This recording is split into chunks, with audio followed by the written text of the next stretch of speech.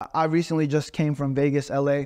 But in Vegas, I met Daymond John for a second time. And it was actually like a full circle moment. Because the first time I met him, I was broke. I was like 21 years old, 22 years old. Had a 9-to-5 job. I was really trying to figure out entrepreneurship. And I remember meeting him. And it was almost like a surreal thing. Because I'm like, wow, this is an entrepreneur. But the terms I met him in was he met up with my old boss. Right. So this time around, it was funny. I told him a dad joke. He didn't laugh 5 years ago. So this time around, meeting him, it's because the event I was at, they booked a hotel for me. They wanted me to be like an influencer for the event. They wanted me to post videos for the event. And he was speaking at the event. And at the end of the event, I ended up meeting him again. And then this time I told him a dad joke obviously we're meeting under different terms this time. Before it's because I was an employee. Now it's because I'm a boss. But I meet him, I tell him a dad joke, and he this time he does laugh, and he even says like, you know what? That's good. I'm gonna use that one. And it was just like a full circle moment. And it was beautiful. But what was the joke? The joke? Oh, the joke. What did I say? I said, yo, how do billboards talk? What do billboards talk? I don't know. Sign language. I see what you did there. I see what you did there. I see what you did there.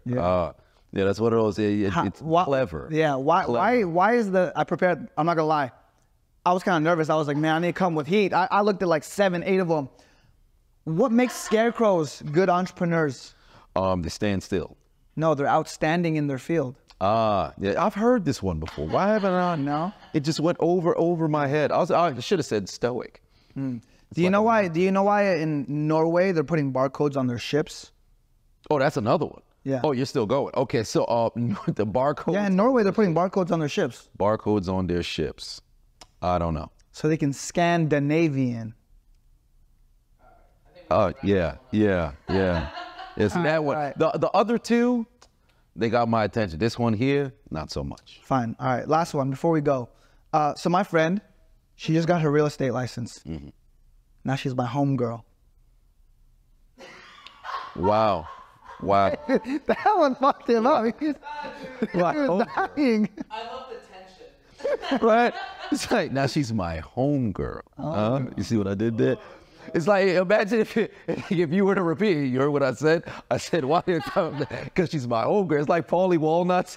Like they say, you gotta say it twice. Gotta say it twice. Yeah, but that's great, man. You have a full circle moment, and you meet under different circumstances.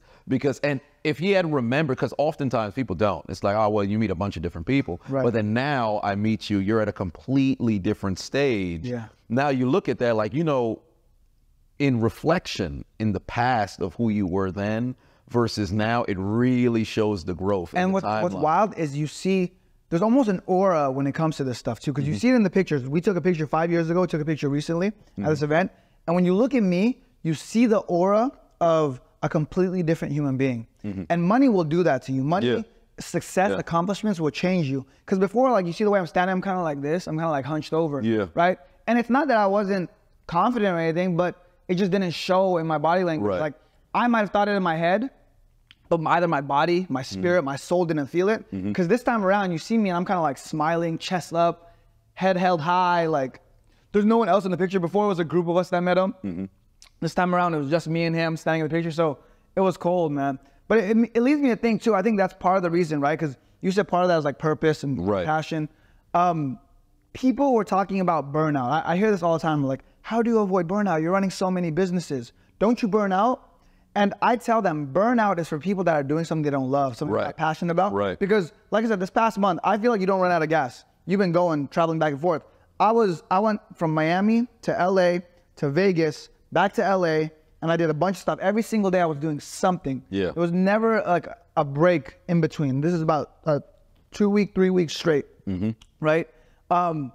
But I never burned out because I always felt like I was doing something I loved, something I was passionate about, something that was awesome. Like given I'm still working, but I'm working from a 5-star hotel or a $1 billion hotel in Vegas. I'm working from a $7 million house in Malibu. It makes your life fun. So yes, you're working. Yes, you're being productive. Yes, you're doing something constructive, but at the same time, you're enjoying it. I think if you could combine the two where you're doing something constructive that you enjoy and you can do it while making money and making an impact, bruh.